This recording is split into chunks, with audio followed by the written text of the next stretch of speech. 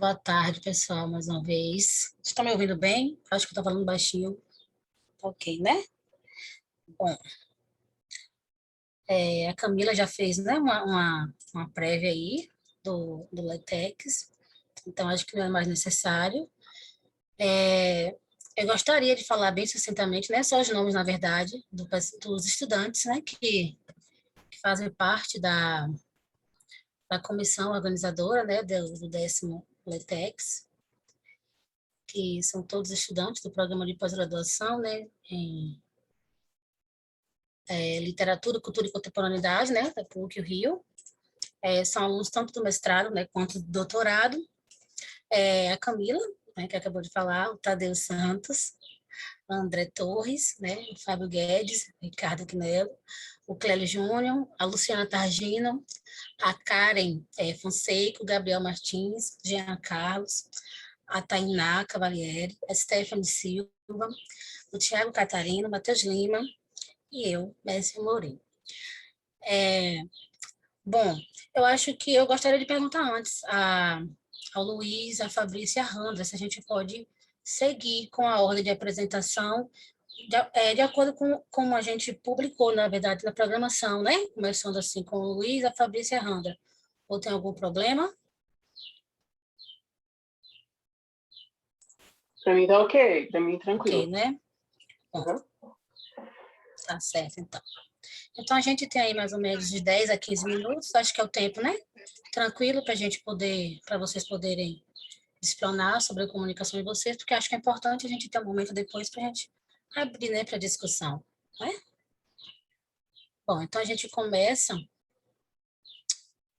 com, com o Luiz, né, dessa primeira comunicação.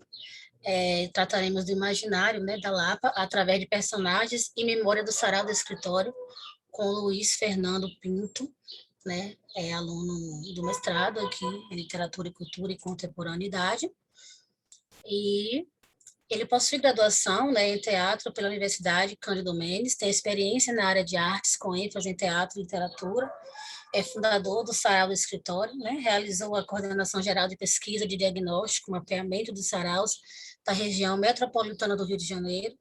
Em 2016, recebeu o Prêmio Territórios de Cultura, otorgado pela Secretaria Municipal de Cultura do Rio de Janeiro, e participou dos debates do Rio de Encontros, realizado pelo Instituto Contemporâneo de Projetos e Pesquisa, entre maio e novembro de 2017. Concluiu também em 2014 o curso de extensão Universidade das Quebradas, promovido pela Faculdade de Letras e pelo Programa Avançado de Cultura e de Cultura Contemporânea da UFRJ. Então, Luiz, a fala está com você, sinta-se à vontade. Obrigado, Mércia. Boa tarde a todas e todos. Eu queria cumprimentar aqui meus colegas de mesa, né, a Fabrícia e a Randra. É um prazer estar aqui nessa 10ª edição do Letras Expandidas. Vocês estão me ouvindo de boa? Maravilha. Então, vamos lá. Sarau do Escritório, memórias e personagens na expansão do imaginário no bairro da Lapa. Ode ao Sarau do Escritório, ode ao Sarau do Escritório, usine substrato encontra a rua, algumas palavras nuas beijam o vento, versos querem fuder gostoso com a mente. A lua chama os loucos da cidade, é Lapa, Lapa, Rio de Janeiro. Na esquina que também é praça, novos santos, catecismos e orações profanam a noite, afanam atenções, destilam canções no bar da cachaça. Missão utópica numa missa urbana. Colocar as ideias na topia dos encontros. Burilar frases na tupia da gramática. Ressuscitar verbetes, renomear as cores, aparar arestas, desvendar florestas, dar à poesia a melhor das festas. Eu, em voz e verso, me expresso, café, trem, velocidade, poesia, excesso, acendo e ascendo, excelso. Henrique Santos. Acredito que uma boa maneira para abrir os caminhos desta comunicação, que pretende refletir sobre um sarau que ocorre no espaço público, mais precisamente uma encruzilhada, e também sobre os imaginários de um dos bairros mais simbólicos e poéticos da cidade do Rio de Janeiro, a Lapa, é iniciando com poesia, falada. Sinto não estar na rua, onde geralmente esse poema é recitado, entre travestis, pessoas em situação de rua, transeuntes, artistas, bêbados, comerciantes e público vindo de diferentes localidades. Como disse o poeta, na melhor das festas. Com isso, um dos objetivos aqui é aproximar uma ação performática diretamente ligada ao cotidiano urbano da cidade, a este ambiente de escuta e investigação intelectual que nos encontramos. Além disso, pretende-se, com esse trabalho, apresentar como o Sarau do Escritório contribui para a expansão dos imaginários sobre a região da Lapa. Para tal, utilizo como ponto de partida a publicação Antologia da Lapa, organizado por Gasparino da Mata, com ilustrações de Antônio Nássara, cuja primeira edição data de 1965, e os materiais de arquivo, ou melhor, do que venho chamando de um anti-arquivo do Sarau do Escritório, a partir da organização da série Homenageados do Mês do Sarau do Escritório, composto por cartazes que estampam a face de personagens anônimas da região central do Rio de Janeiro, e entrevistas realizadas com cada um, somada à criação performática desses sujeitos nas edições do evento e a ação fabulatória através da escrita e das performances de si mesmos.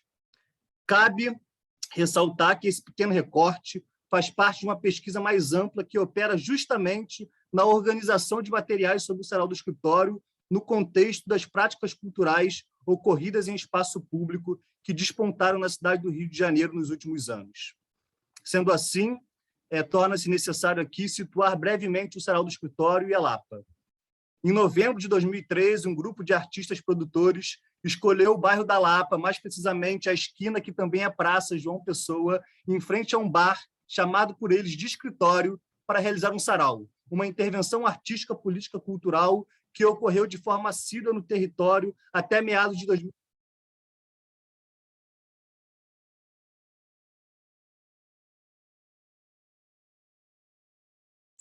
Luiz, Gente, ficou sem som. Luiz ficou mudo. Ficou sem som.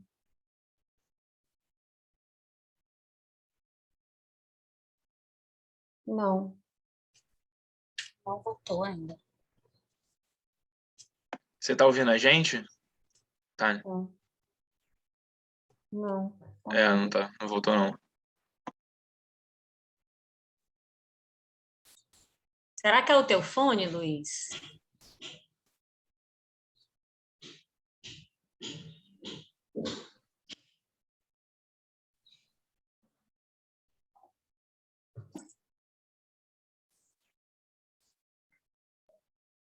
Não.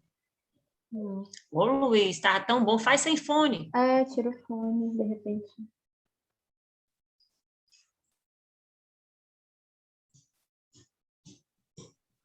Não acredito. Tá ouvindo a gente ainda? A gente Que tá coisa. Tenta entrar pelo celular, que aí você vai apresentar alguma coisa. PowerPoint, tá? Imagem.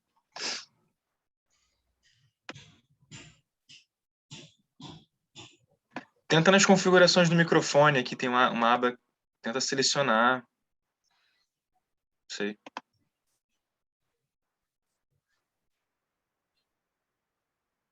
Pausei até seu tempo aqui.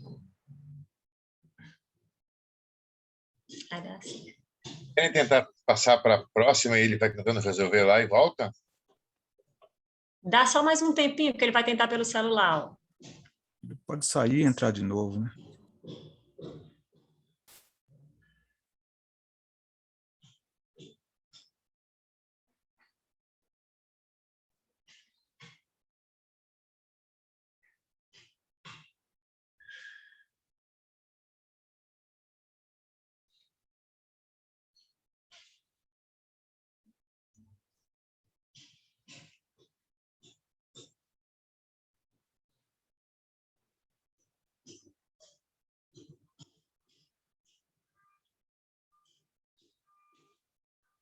Matheus, você vai compartilhar alguma tela?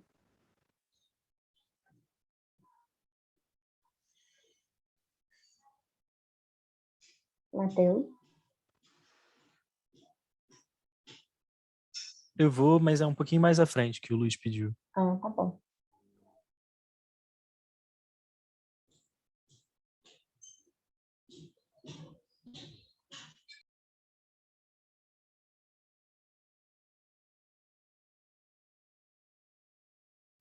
Estão me ouvindo?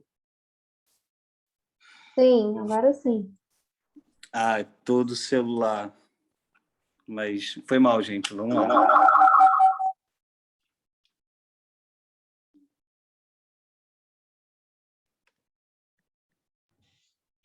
Posso continuar? Pode continuar. Pode. Tu paraste no até meados de. Tá. Então, o Sarau do Escritório, enquanto um formato de produção de evento cultural de atuação comunitária, se expandiu nas periferias do Brasil no final do século XX. De acordo com Lúcia Tenino, o Sarau não é uma ação recente, pois várias canções, romances, cartas, crônicas e relatos memorialísticos europeus e latino-americanos do século XIX fazem referência a essas reuniões exclusivas de artistas, políticos e livreiros que encontravam-se nas casas de determinados personagens da alta sociedade. Porém, nas últimas décadas no Brasil, em que pesem as transformações conceituais e programáticas das políticas culturais implementadas na gestão de Gilberto Gil e Juca Ferreira, no Ministério da Cultura, no governo Lula, e parcialmente continuada no governo Dilma, houve um deslocamento de sentido, estabelecendo uma ideia de sarau com novos atores, com novas formas de fazer artístico, ambientado nos territórios populares, assumindo uma responsabilidade política e social, tornando-se marcante para a produção cultural brasileira. Apesar da efervescência dos saraus, cada projeto foi articulando sua maneira de fazer devido às demandas, urgências, ausências e emergências locais. No caso do Sarau do Escritório, o diálogo constante com o território delineou as atividades realizadas, revelando formas de cooperação, construção de redes de compartilhamento, maneiras alternativas de sociabilidade e a construção de estratégias de operação de outras memórias da região central do Rio de Janeiro. Já a Lapa é considerada aqui como uma invenção difundida por escritores, cartunistas, jornalistas e compositores que frequentavam a região, sobretudo a partir das décadas de 20 e 30.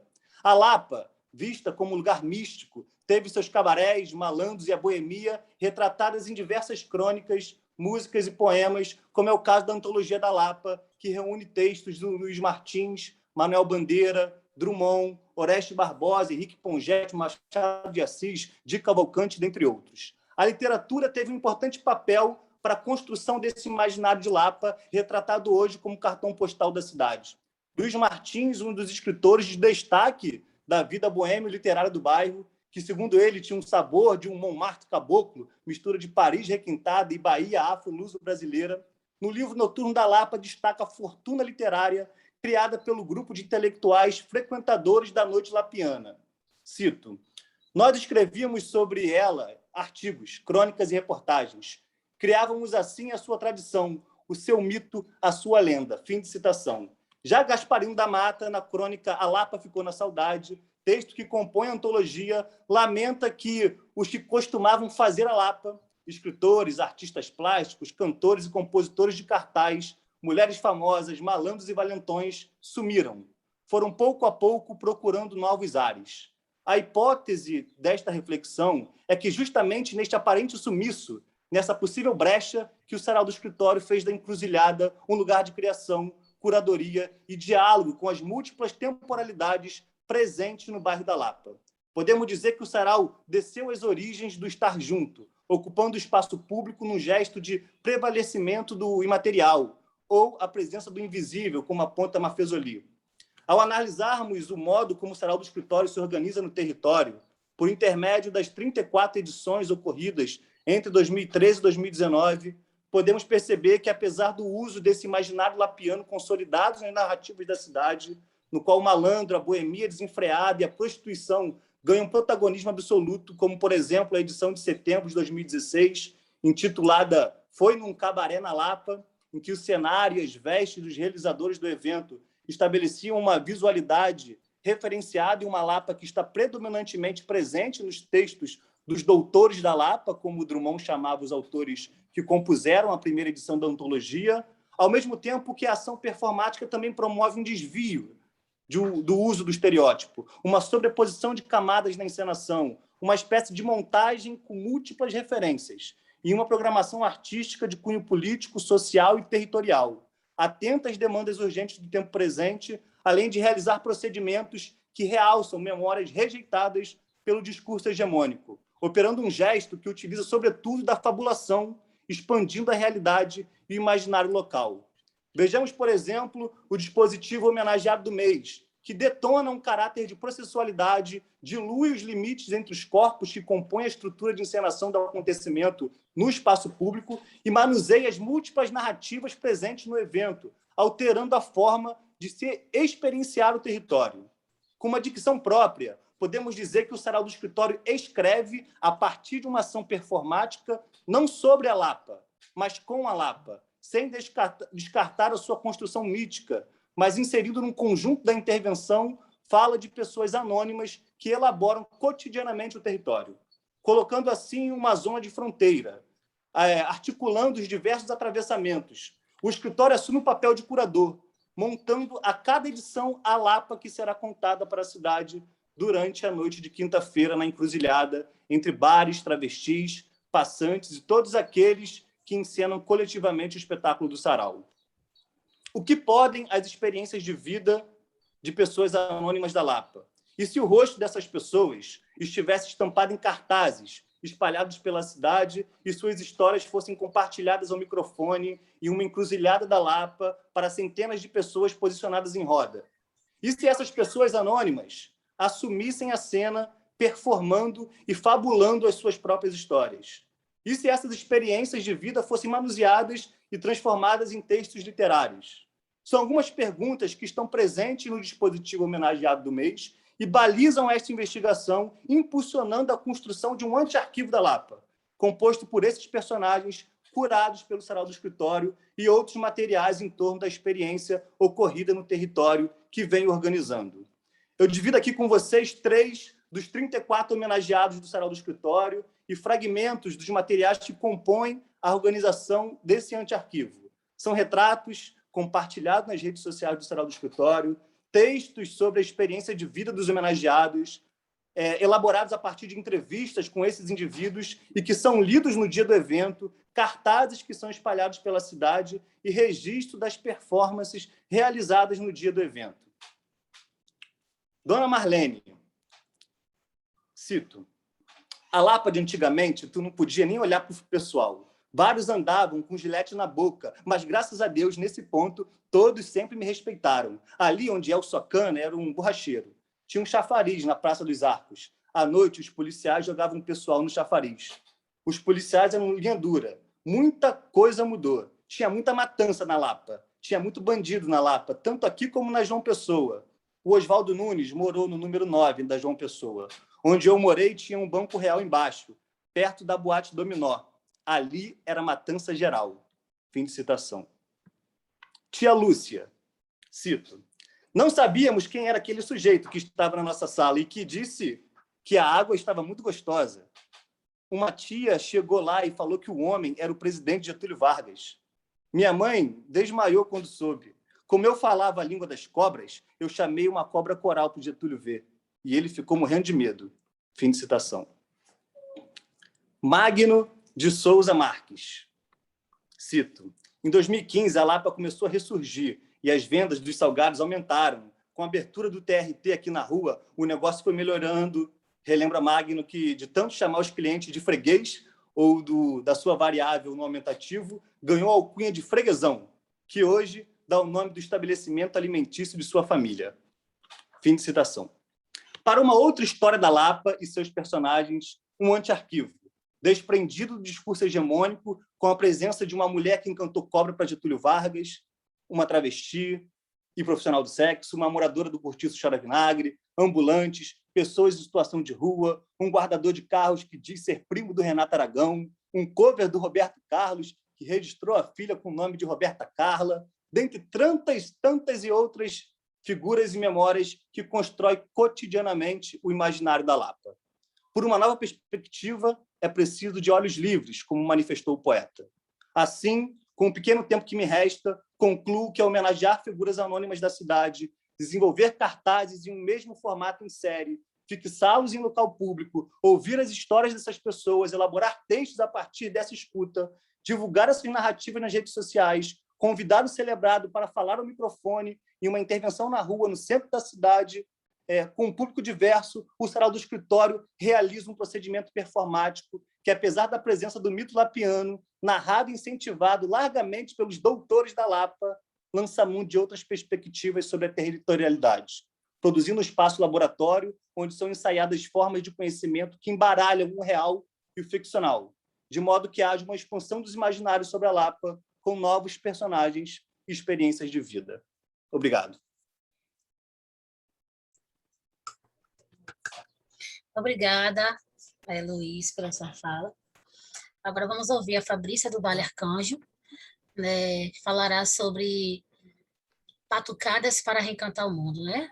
A Fabrícia é doutoranda em Letras, né, pela Universidade Federal de Juiz de Fora. Olá, vontade, tudo bem, Fabrícia. gente? Boa tarde. O trabalho aqui hoje é um recorte dentro do processo de pesquisa, né, da tese em andamento, e ele, sob a orientação do professor Alexandre Graça Faria e da professora Carolina Bezerra Pérez, tá? Qualquer coisa que acontecer aqui, de vocês não me ouvirem, vocês me falam aí, tá bom? Beleza? Batucadas para reencantar o mundo.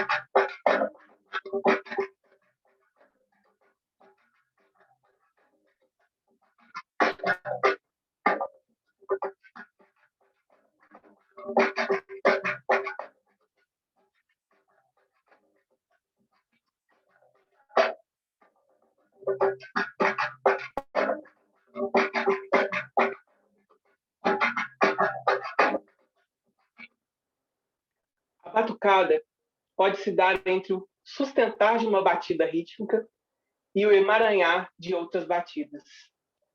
Menos como receita para bater tambor e mais como o ativar do corpo enquanto o próprio território do ritmo, segundo Muniz Sodré. A se fazer próprio batucar.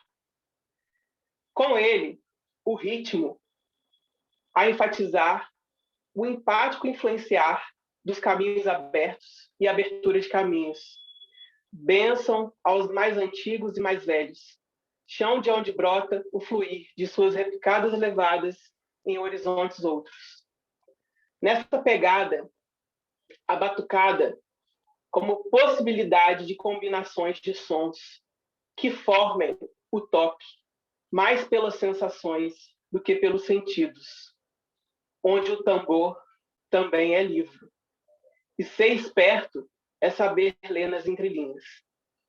Antônio Simas e Luiz Rufino. Nesse caminho, a proposta se faz por escutar a batucada nas entrelinhas da cultura, nas intermediações entre o artístico, o pedagógico e a pesquisa, como processo criativo, mediação de saberes e conhecimentos distintos. Abre aspas. Não apenas expressão ou representação de uma ação que nos remete simbolicamente a um sentido, mas principalmente local de inscrição de conhecimento.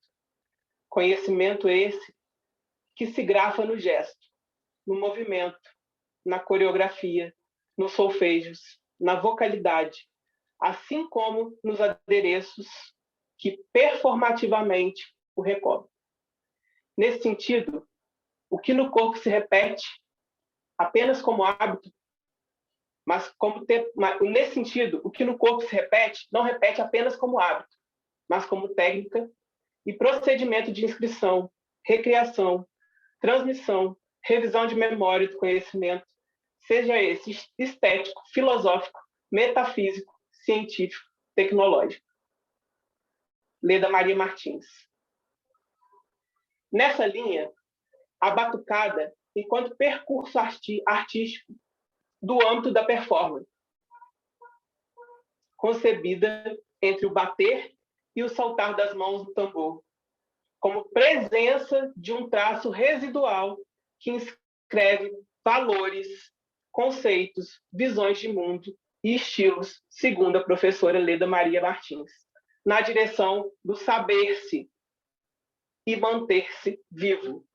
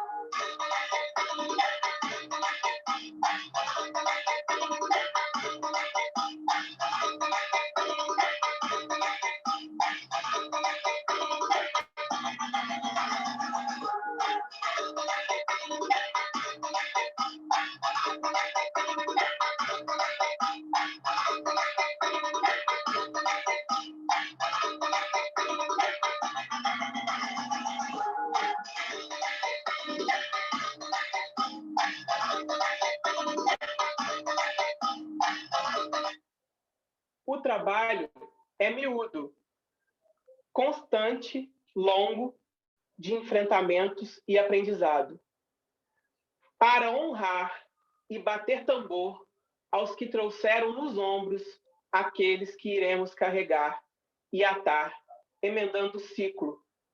Só há um caminho, responder com a própria vida. Luiz Rufino e Antônio Simas. Batucar se faz modo de contribuir para minimizar o desvitalizar, desperdiçar, interromper, desviar, subordinar, silenciar, desmantelar e esquecer as dimensões do vivo, da vivacidade, Antônio Simas e Rufino, de percorrer entre o que se delineia a partir de seus próprios ritmos e a dinâmica das relações culturais. Perceber a batucada dessa maneira equivale a considerar aspectos que se articulam com a própria experiência do vivido, Jorge Larossa, relacionados às dinâmicas em comum e em conjunto, e a ocupar espaços como formas de produção de presença, Jorge Gumbes, e presença tida também na importância de seus intelectuais, mestres, pensadores orgânicos e assumidamente elos de continuidade e de renovação das culturas que abraçam e por quem são abraçados, das comunidades que integram e que compreendem e por quem são integrados e compreendidos. Intelectuais que não apenas são críticos distantes do raio da flor da pele, mas também críticos dos contextos graúdos, envoltórios e das próprias posturas comunitárias, Alain da Rosa. Em tese, movimento que traz a batucada como uma das maneiras de problematizar a ocupação de espaços enquanto lugares de escutas. Candomblés, congados, tambores de crioula e marabaixo, jongo, caxambu, capoeiragem de Angola, maracatus, e tantos conhecimentos medicinais, arquitetônicos, metalúrgicos, geográficos, entre tantas outras manifestações culturais e musicais, são estrelas ímãs dessa constelação. Estrelas que brilham e guiam comunidades há séculos, sendo mananciais de vida, de suor e de filosofia, indo muito mais além do que meros modismos que, por vezes, lhes acometem e lhes colocam em palcos ou holofotes efêmeros, em nome de uma cultura rasa popular, forçosamente exótica e turística, que dá lastro a cursos de percussão e dança em bairros nobres, que cobram bem caro por aulas de poucas horas mensais, vendendo pingos de autenticidade maquiada que terminam por não propiciar nada ou muito pouco das rodas e dúvidas, dos esforços e conquistas, das concepções de mundo e de séculos. Alain da Rosa. Portanto, a escuta como metáfora para a não equalização das sensações e como contribuição para o reencantamento do mundo no ecoar de alguns dilemas. José Jorge de Carvalho, em seu texto Transformações da Sensibilidade Musical Contemporânea, propõe refletir sobre as mudanças sensíveis quanto à música no mundo ocidental.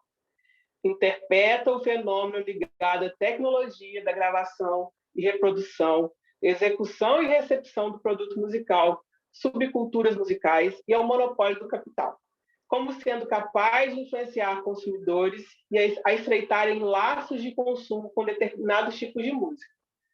No que diz respeito aos recursos sonoros de gravação, Carvalho indica o recurso de equalização, como sendo responsável por homogeneizar intensidades e timbres. Basicamente, essa estratégia equilibra os vários sons de uma música com a finalidade de deixar todos à mostra de maneira convencionada. Nesse tom, segue Carvalho. A equalização sai, então, de sua esfera específica do gosto musical ocidental para tornar-se uma metáfora da homogeneização, da redução dos pontos de resistência estética dos milhares de estilos musicais do mundo a um princípio único. Enfim, uma espécie de colonização por parte do estilo de equilíbrio entre os parâmetros musicais de alguns gêneros, sobre a imensa maioria de combinações possíveis de massas sonoras praticadas dentro e fora do ambiente ocidental. Seguindo o rumo da prosa, a tecnologia a determinar caminhos musicais a serem seguidos e fixando modelos homogeneizantes da sensibilidade, mediados e configurados pelos processos de equalização sonora e de produção musical. A acontecer tendo contextos de criação como referências, mas nas suas formas de registro e difusão, caminhos que tendem a levar a falsas sensações de destituição das diferenças.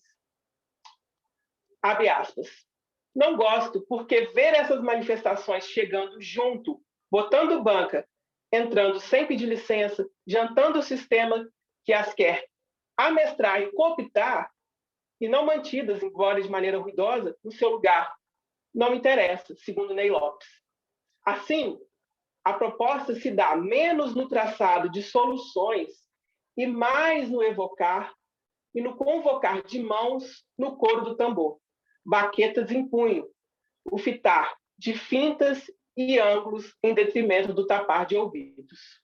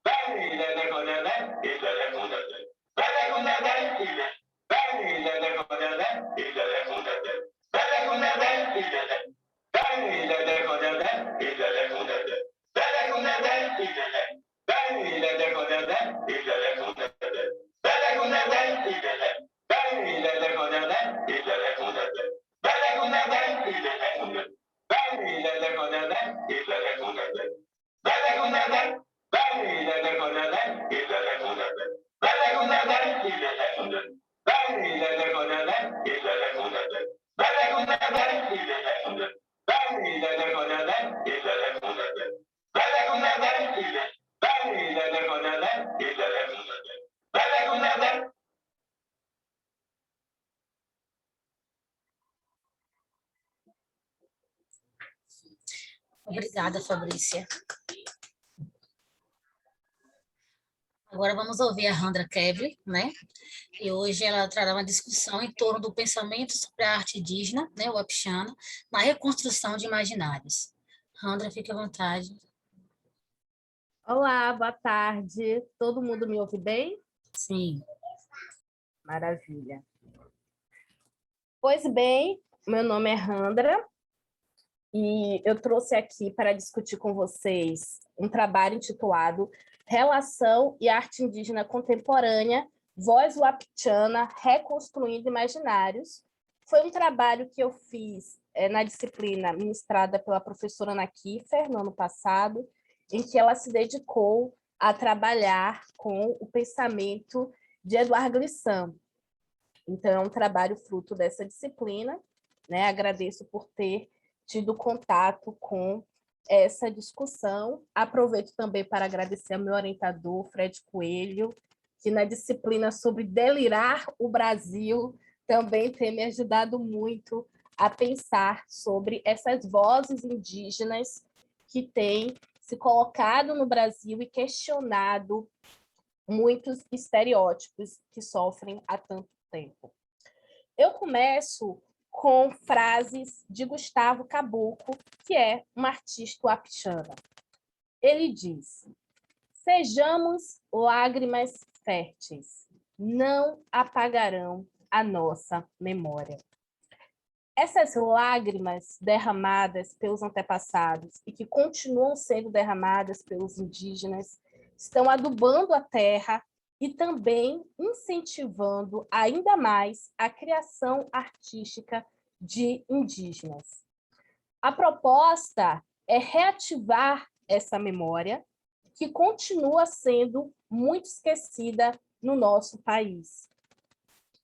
Por isso, tecendo manifestos em prol da vida, a arte indígena contemporânea tem ressignificado espaços legitimados na sociedade brasileira e promovido diálogos marcados por conflitos e tensões. A perspectiva de Edouard Glissant sobre relação é uma importante contribuição que pode ser utilizada para o debate crítico sobre essas produções indígenas. Então, o meu objetivo é justamente pensar como eu posso deslocar essa noção de relação e também de direito à opacidade, que Glissant tanto discute, para o contexto das produções artísticas indígenas contemporâneas, tentando entender como os indígenas têm praticado essa relação. E, para isso, eu trago algumas discussões de Glissant que me são caras. Eu acredito que Edouard Glissant, um pensador martinicano negro, ele tem trabalhado com um pensamento crítico com a diferença. Ele se questiona como ser si mesmo sem fechar-se ao outro e como abrir-se ao outro sem perder a si mesmo. Nesse questionamento, Glissant nos provoca a refletir sobre a relação entre grupos diferentes, mas que não aconteça o apagamento da diferença em um processo assimilatório. Então, seria necessário nós pensarmos na coexistência de diferentes corpos que se relacionam sem haver o aniquilamento de uma das partes nesse contato, o que é um pensamento muito desafiador. Até porque a racionalidade ocidental, que Glissant tanto critica, no processo de compreender o outro, frequentemente o reduz a uma transparência assimilável e, assim, transforma-o em igual. Por isso, Glissant defende o direito à opacidade, que é justamente essa diferença ser mantida, e o reconhecimento de que ela, por vezes, não poderá ser compreendida pela racionalidade ocidental. Então, muitas cosmologias, elas fogem totalmente dos nossos sistemas, e é importante que reconheçamos isso. Por isso, o autor, ele, mais uma vez, nos afirma que é preciso garantir a subsistência de uma singularidade não redutível. E, por isso, mais uma vez, ele insiste que precisamos defender essa opacidade, porque ela nos garante essa participação, essa confluência de vozes polifônicas. Então, essas relações que Glissant tanto defendem só podem ser estabelecidas se essa opacidade for mantida. E se esse processo de transparência e de redução não acontecer. Então, para mim, essas duas ideias principais, relação e direito à opacidade, são importantes quando eu penso sobre um movimento que os próprios indígenas têm chamado de arte indígena contemporânea. Pensando em tantas cosmologias, é possível nós afirmarmos que os indígenas, na prática de suas culturas, estão também questionando essa transparência com que eles têm sido interpretados ao longo de tantos séculos e ainda hoje, e também essa violência simbólica e também física que acompanha tanto tempo essas existências. Então, articular um movimento artístico, que é o que os indígenas têm feito, tem se tornado uma necessidade para pensar que esses artistas querem se inserir dentro do circuito da arte contemporânea. Então, nós temos visto uma efervescência muito grande, indígenas participando da Bienal de São Paulo, né, que está acontecendo, e várias outras exposições.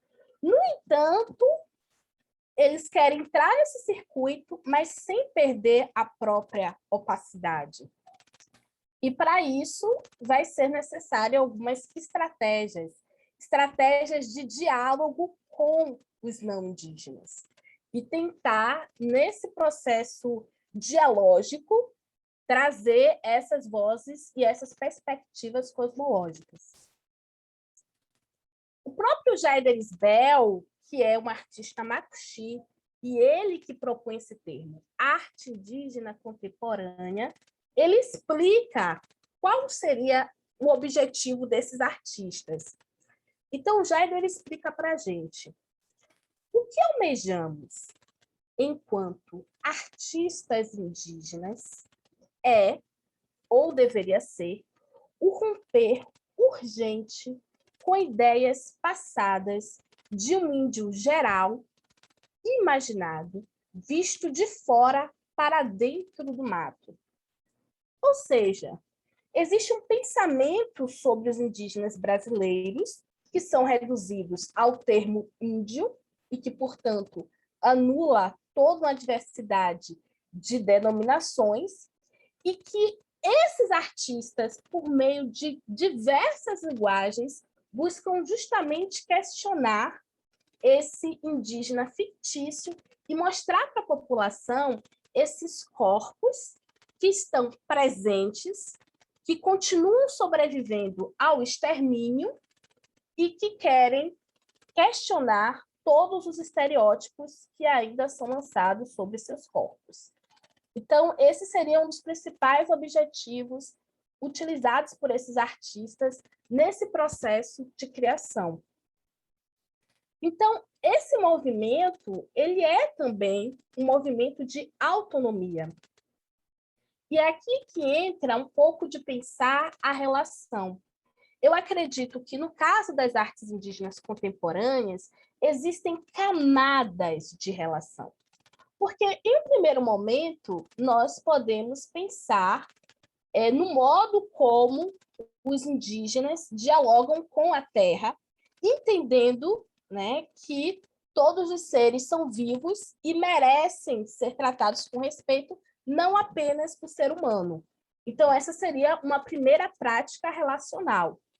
Mas existe uma outra prática relacional que tem sido cada vez mais forte e efervescente e pulsante, que é justamente como estabelecer esse diálogo com os não indígenas, que têm um pensamento tão diferente e que buscam o processo de transparência, que no processo de tentar compreender um pouco dessas culturas, pode correr nesse risco, nesse perigo de uma aproximação que, na verdade, nega a diferença.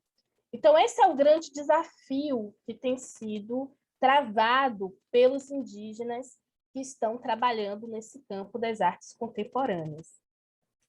E vários artistas têm tido esse trabalho, dentre eles, Gustavo Caboclo, que é um indígena Wapixana e que vive no Paraná, mas o povo Wapixana é de Roraima, enquanto comunidade.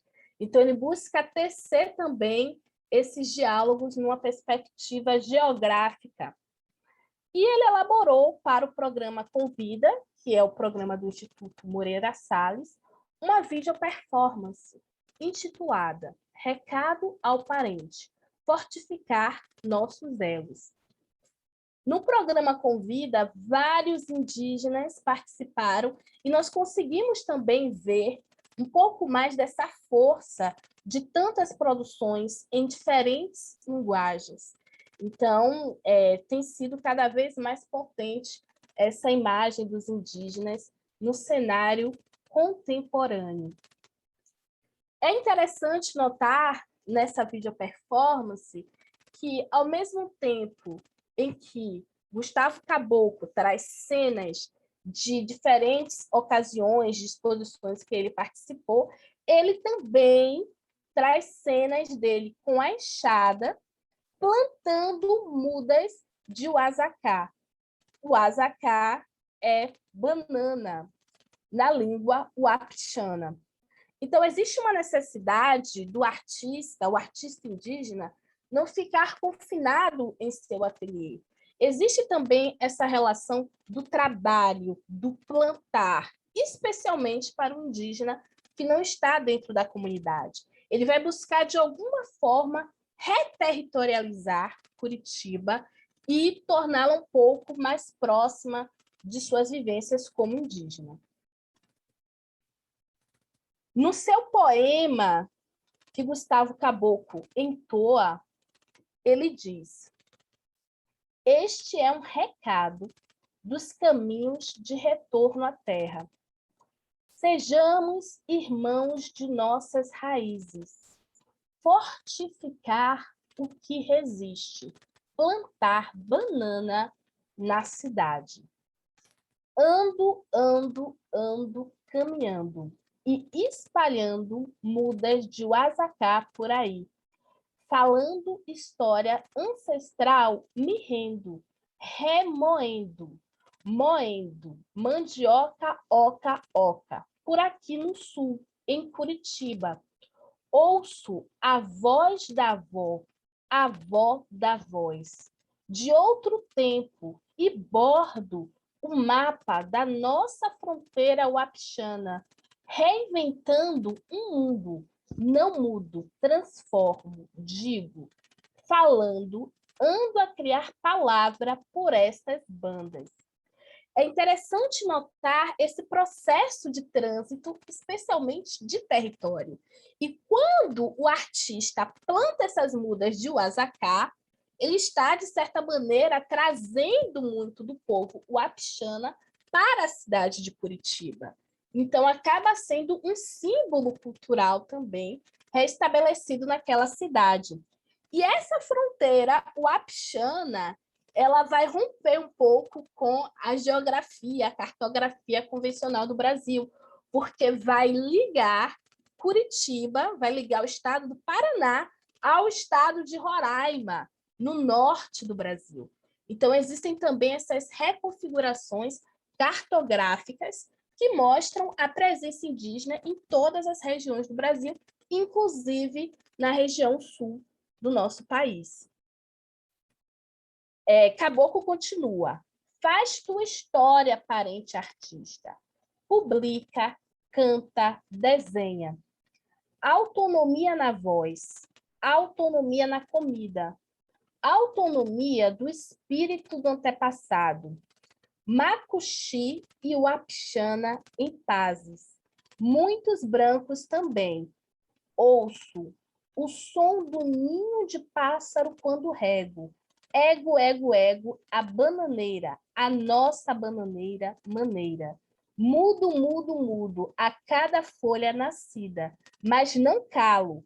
Calo só na mão, na mãe, nesta insistência do desenhar, bordar, plantar. Então, esse recado ao parente traz alguns conselhos para outros indígenas, porque é muito comum os indígenas se chamarem de parentes. E é justamente um incentivo para que cada vez mais indígenas se utilizem de diversos recursos e que criem, e que levem as suas vozes para mais e mais lugares. Essa autonomia na voz é extremamente necessária como ferramenta de luta e de autoexpressão. Então, essa é uma reivindicação do artista e ele busca que os outros indígenas também sejam incentivados a fazerem o mesmo. Ele continua. Palavra viva, cante. Milho, milho, milho, milho, milho. Não há nada como a espiga de milho. Milho, gente, rio, gente, história, gente. Pedra, gente, castanha, gente.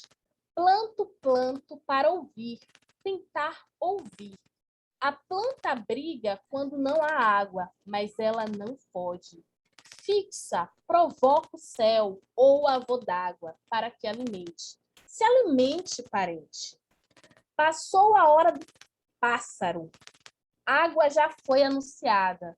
Carente de cultura, não há cultura que preencha, sem ser aliada de sua raiz. Acorde acordado, som, fio, índio da cidade teimoso. Sou teimoso, bocudo, bicudo.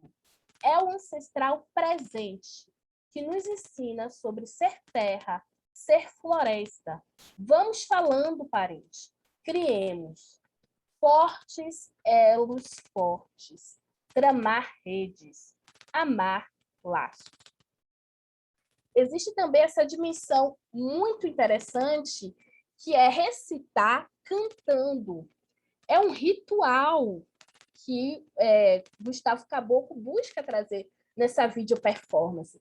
E de pensar que tudo é gente e que existem diversas humanidades, né, para além da pessoa humana, o que nos aproxima da discussão do próprio Ailton Krenak em A Vida Não é Útil, que nos diz que a vida atravessa tudo. Então, essa concepção de vida também está presente nesse trabalho de Gustavo Caboclo. E uma afirmação de estar na cidade, e nem por isso estar afastada dessa identidade uapixana. Esse ancestral presente é justamente a voz dos antepassados, das avós e dos avós que guiam os passos de Gustavo Caboclo.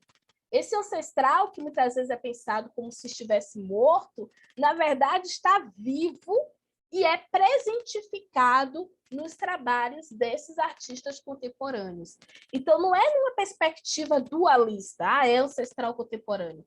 Os dois se unem nessas possibilidades de criação, embora sejam linguagens extremamente contemporâneas, elas estão também trazendo essas vozes antigas, essas sabedorias e cosmologias que nos mostram uma vida que está para além do antropoceno. Então, existem essas discussões que Gustavo Caboclo nos convoca a pensar para nós, não indígenas, mas também principalmente para os indígenas, que é o recado principal para ele. Então, dentro dessa produção, existem 3 gestos principais: plantar, criar e cantar. São gestos para reconstruir a história, gente. Pensando nessa combinação, nesse deslocamento, né, das ideias glissantianas para as produções indígenas contemporâneas, eu acredito que a arte indígena contemporânea tem sido um lugar de cultivo da relação praticada em diferentes camadas. Então, a primeira camada é justamente esse envolvimento com todos os seres que habitam a Terra, e a segunda é essa interação com a cultura não indígena. Está terminando o tempo, Luciana? Pronto, estou fechando. Obrigada. Pois bem, então existem essas duas camadas que eu consigo perceber que são articuladas por esses artistas. E, além disso, no trabalho do Gustavo Caboclo, esse recado ao parente é formado por 3 gestos, né? Primeiro, plantar. Plantar para o indígena urbano é um gesto de reapropriação do lugar da cidade, imprimindo de maneira simbólica a muda de Oaxaca em uma paisagem que deveria ser apenas de concreto, e ali também lhe atribuindo mais vida. Criar em diferentes linguagens artísticas é fundamental para reelaborar imaginários a partir da autonomia na voz indígena. Então, tudo que foi criado a respeito dos indígenas enquanto índios e que homogeneiza essas culturas é questionado a partir dessas criações. E cantar evoca a dimensão do ritual, em que os corpos se movimentam no ritmo da voz e ao som dos maracás. O ato celebra a sabedoria transmitida da boca da avó e do avô. Então, plantar, criar e cantar são práticas que expressam direito à opacidade. Nas artes contemporâneas, os indígenas imprimem esses gestos e demarcam a busca pelas autonomias. As lágrimas férteis, da qual Gustavo Caboclo tanto fala, estão sendo utilizadas para a elaboração de outros imaginários. É hora de reconstruir a história agente com a indispensável atuação potente dos indígenas.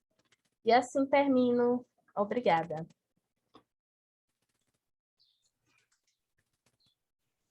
Obrigada, Randra. Bom, né? Então temos aqui, né, pelo que a gente pôde perceber, 3 trabalhos diferentes, mas que se entrelaçam, né? É interessante perceber o quanto esses 3 trabalhos eles estão assim totalmente, né, interligados, né, fazendo link com o nosso tema, né, o tema do 10º, né, LTEX, né? E assim, a Fabrícia, por exemplo, ela está estudando e escrevendo, né, diretamente sobre os escritores que foram base, né, para o nosso evento. Ela está escrevendo diretamente, né, sobre o Simas, sobre o Rufino, ao trazer o contexto da batucada, né, como forma de reencantar o mundo, né, e que relaciona, e o Luiz, ele relaciona aí o território da Lapa, né, com esse lugar boêmico da samba, né? É bastante interessante, e a Randa, ela vem em complemento, né, com o seu trabalho, trazendo a discussão sobre o caboclo, que, por sinal, é um dos nossos convidados, né? Hoje à noite estará conosco às 18 horas, então estejam todos lá presentes. E traz uma importantíssima discussão para a gente olhar para trás mesmo, né? Pensar essa cena, essa experiência que a gente não vê tão hoje, né, hoje em dia, mas ao mesmo tempo que nos faz pensar nessa cena contemporânea indígena, né? Então, eu quero parabenizar desde já aos 3 participantes, as 3 contribuições de vocês, foram bastante importantíssimas. E eu quero abrir espaço para alguém que queira perguntar alguma coisa, queira trazer algum comentário a respeito dos trabalhos dos colegas. Fique à vontade. Eu queria perguntar. Depois do Paulo, eu quero. Gosta sim, essa ativa. Boa tarde, boa tarde a todos, todas e todos. Boa tarde. Eu queria perguntar ao Luiz Fernando sobre saraus. Eu sou aqui de Salvador e eu pesquiso a cena dos saraus também. Eu faço doutorado hoje pesquisando essa cena, o sarau periférico aqui da cidade. Eu queria perguntar a Luiz Fernando como é que está a cena aí no Rio de Janeiro. Eu ouço falar muito da cena de São Paulo. O epicentro dos saraus na contemporaneidade é São Paulo. Eu queria saber, eu vejo falar muito de baile funk na favela e saraus. Está rolando saraus aí? Essa é uma das perguntas. A outra pergunta para emendar logo, não sei nem se podia mais uma. Qual é a dinâmica do sarau do escritório? Ele tem uma dinâmica específica? E o público, os frequentadores? Qual o perfil dos frequentadores? Obrigado.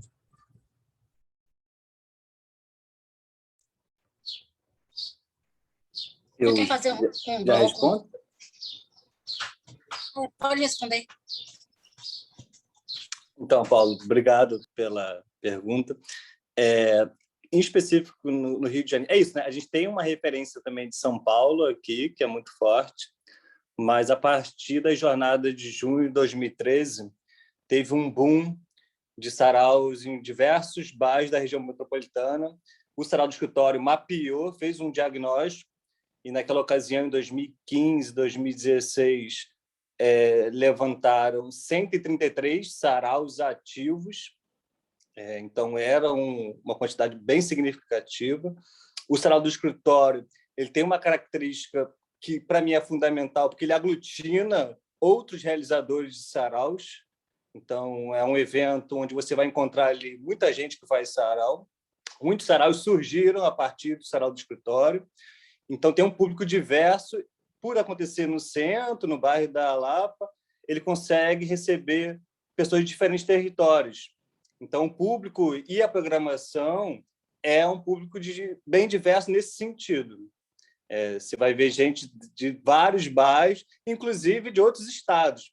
Pela Lapa também ser esse lugar de um ponto turístico, um ponto boêmio, que é essa articulação que eu faço, né? Como é que o Sarau do Escritório opera tanto essa memória que é do cartão postal, que é dessa boemia, mas também uma memória que são das pessoas que frequentam a Lapa e que são também moradores da Lapa, que circulam por aquele território. Hoje o Sarau do Escritório está acontecendo de maneira online, né? Por causa da pandemia, como vários outros, assim como os slams, as rodas de rima, que fazem parte também desse ecossistema. É isso. Não sei se eu te respondi, mas pode falar mais depois. Luciana, queria perguntar? Eu queria primeiro fazer um comentário, Luiz, falando da Lapa, né? E o meu avô, ele é daqui de Fortaleza, e ele foi para Lapa, para o Rio de Janeiro, passar 6 dias. Ele foi comprar um engenho. E aí aqui a minha família produzia cachaça. E aí ele foi para passar 6 dias, se hospedou na Lapa, ficou 6 meses.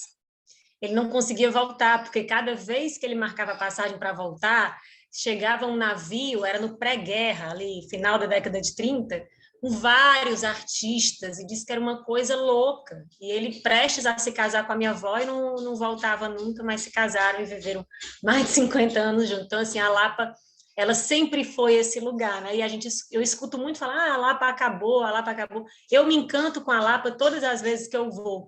Então, acho que ela sempre encontra esse lugar de reencantamento, de alguma forma, né? Assim eu penso a Lapa. Queria te ouvir também, Luiz. Não, total. Esse lugar que a Lapa morre e ressurge já aconteceu diversas vezes na história da cidade. Ela teve esse período, década de 20, 30, que foi um auge, que é o que eu considero a partir da antologia da Lapa. Diversos textos que fazem parte dessa antologia foram escritos nesse período. Mas a Lapa ela é responsável por uma produção de cultura da cidade em outros momentos.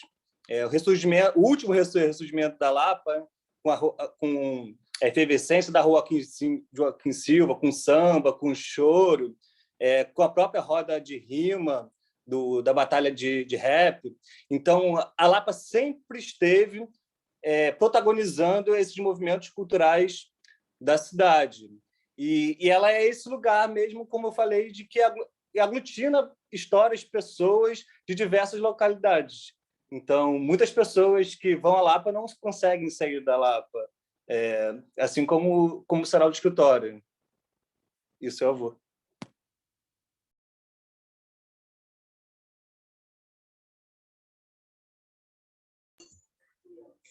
E eu queria fazer mais um comentário sobre o trabalho das meninas, que, pelo que eu entendi, o trabalho de vocês, o batuque, que a Fabrícia comentou, e o plantar, criar e cantar, que a Randra comentou, eles se equivalem, né? Porque são formas de inscrição desses povos e dessas culturas, né? Que é quase como que um grito, né? Mas aqui o cantar envolve a fala, né? Mas os outros são gestos que são quase como gritos, né? da inserção desses povos. E eu me lembro também, uma vez que eu fui passar o carnaval em Salvador, e eu cheguei no Pelourinho e a ladeira estava tomada pelo Olodum, né, naqueles tambores. E eu acho que poucas vezes na minha vida eu senti uma coisa tão forte. E não é só a música, é um recado, né? Eu só tinha 18, 17 anos na época, nem entendia a magnitude daquilo tudo, mas é um grande recado, né, que aquele batuque dá. Queria que vocês comentassem.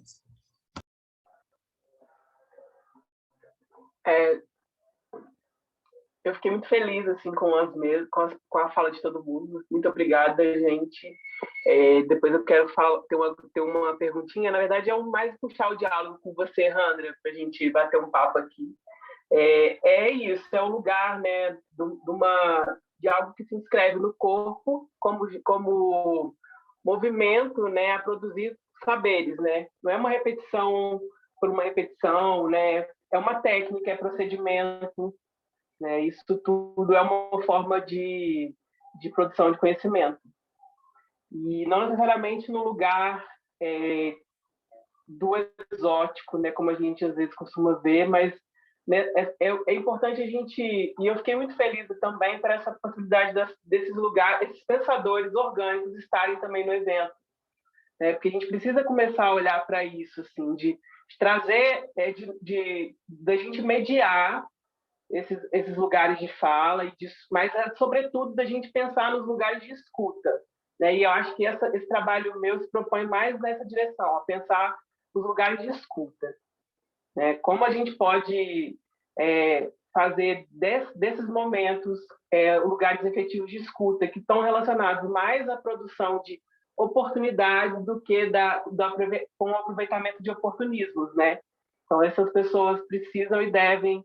na verdade, eu gostaria que tivesse algum dos mestres aqui comigo falando hoje, e eu só escutando, mas pandemia não é possível, né? Um dos mestres de batucada que eu tive o privilégio de conhecer por aí, porque na verdade às vezes a gente precisa desse ensinamento que é de uma outra maneira desse aprendizado. E aí é isso. Eu acho que eu queria já linkar, Randa, com uma conversa com você, assim, como é que é para você trazer esse tipo de abordagem em contextos de produção mais institucionais, enfim, intelectualizados, de outras intelectualidades, na verdade.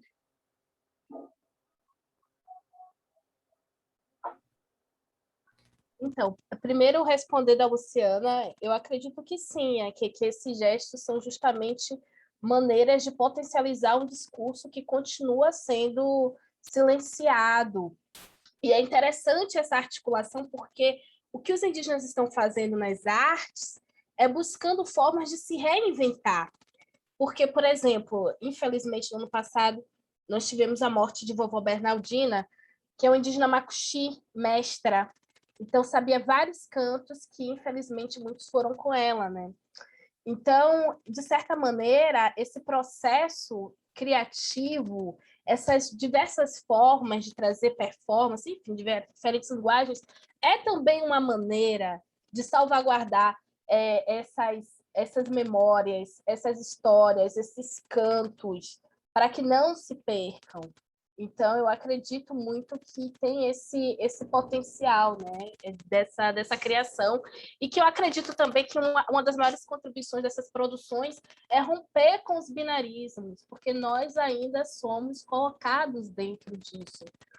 Então, assim, o indígena fazendo esse tipo de produção, muitas vezes eles contam, são questionados. Então você não é mais indígena porque você está aí utilizando uma linguagem que não é própria do seu povo, mas quem define o que é próprio do povo?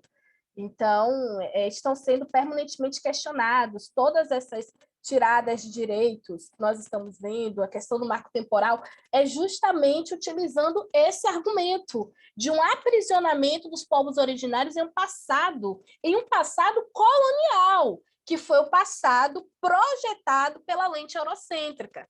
Então, nós ainda, infelizmente, vivenciamos essa situação, é lamentável. E sobre a pergunta de Fabrícia, é interessante, eu acho que é um grande desafio para a gente, né? Como articular referências. Então, eu tenho buscado dialogar com as intelectuais e os intelectuais indígenas. E quando eu falo intelectual, eu digo que, por exemplo, no meu projeto de tese, eu citei Cacique Babau, que é um cacique tupinambá aqui da Bahia. Então, muito do discurso dele é o discurso oral. E você ouve, você percebe, ele tem realmente um pensamento importante. Então, eu não estou apenas dialogando com os indígenas que estão fazendo aquela produção escrita, mas também oral. Eu quero misturar, trazer essas vozes e, de certa maneira, sair um pouco desse lugar hierárquico, porque nós sabemos que a academia valoriza o que está escrito, né? O que não está escrito não é valorizado. Então, eu tenho buscado muito isso. Tem sido interessante estabelecer esses diálogos, né? Eu tenho participado de alguns grupos de estudo, inclusive, da Universidade Federal de Roraima, que o programa de pós-graduação, 90% do programa de pós-graduação são mulheres indígenas fazendo pesquisa. Então, assim, às vezes, para a gente é uma coisa assim, muito distante, mas elas estão lá produzindo na região norte do nosso país, tem um frutífero pensamento escrito. Eu estou falando de teses, eu estou falando de dissertações produzidos por indígenas, e você vê a diferença, porque eles citam o pai e o avô como referencial teórico. Você vai pegar essas teses, essa dissertação, você vai ver isso. Então, isso, para mim, é uma revolução epistemológica. Isso, sim, é a prática da anticolonialidade que a gente está buscando dentro das universidades. Então, são esses caminhos que eu estou buscando fazer. Eu quero poder dialogar com essas múltiplas e diferentes vozes dentro desses pensamentos que eu sei que são tão diversos, que são os pensamentos indígenas de tantos povos, né?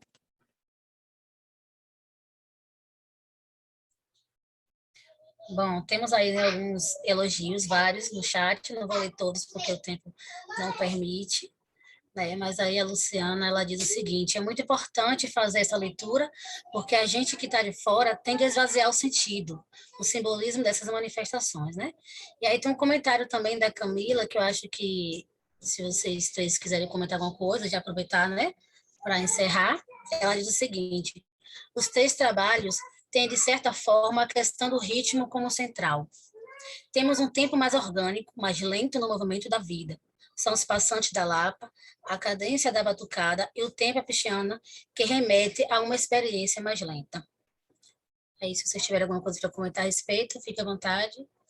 E a gente já parte para o finalzinho, porque a próxima mesa já está quase no horário.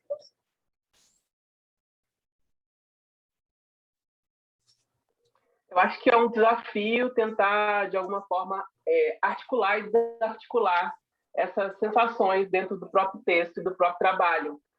E como que a gente consegue equilibrar isso, né?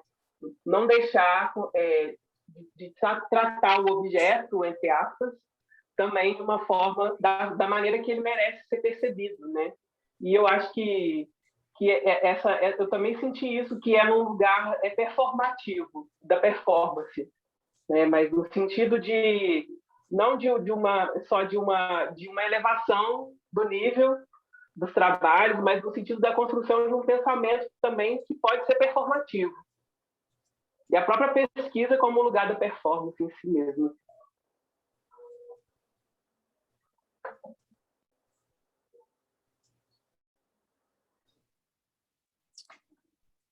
Então, queria agradecer. Acho que faz muito sentido esses atravessamentos que vocês colocam. Obrigado, Fabrícia, Hanna, André. Um prazer mesmo participar dessa mesa e aprendi bastante. Obrigado, gente. Eu quero agradecer também. Acho importante isso. Até anotei aqui, viu, Fabrícia? Pesquisa como lugar da performance em si mesmo. Acho que realmente esse é o caminho que a gente está trilhando. Nós estamos trilhando, porque realmente essa questão da linguagem é muito importante para a gente, né? Para que a gente consiga, de fato, questionar e reverter essas lógicas que estão aí, que ditam muitas vezes, né, o nosso fazer intelectual. Então, eu agradeço muito, acho que foi uma mesa muito interessante, realmente os trabalhos dialogaram bastante, enfim, e vamos aí acompanhando, né, os trabalhos uns dos outros. Bom, é aquilo que Randra falou, né? Realmente a mesa é bastante interessante, né? Valiosa para todos nós, com certeza. Estamos chegando ao final, né, dessa mesa. Agradecer aos 3 participantes, né? A Luísa, a Randra e a Fabrício. Nós vamos dar uns 10 minutinhos, né, para a próxima mesa, né? Mas voltem, gente. E fique conosco. E lembrando que às 18 horas temos, né, a mesa de abertura, né? Com o Gustavo Caboclo, a Camila Rocha Campos e a Ana Dantes, né, com mediação do professor aí Luiz Camilo Osório. Então, esteja conosco na próxima mesa, nas próximas 2 mesas, né? Então, tchau para vocês. Muito obrigada pela participação de todos.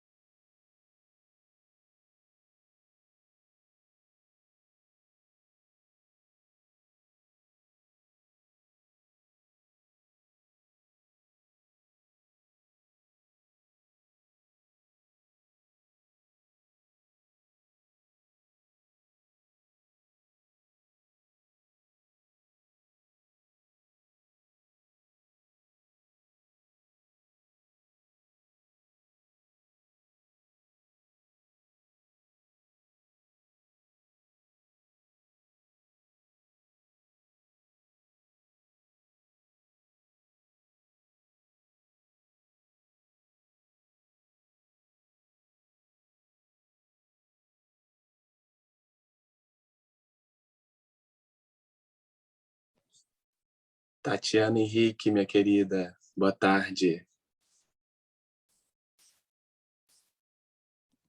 Boa tarde, meu amor. Boa tarde. E aí, como você está? Nervosa? Nervosa, isso quer Sim, dizer. prontíssima. Coisa linda. Ai, meu Deus, aqui, peraí. Eu vou usar 2 câmeras, tá? Tá bom. Já aluguei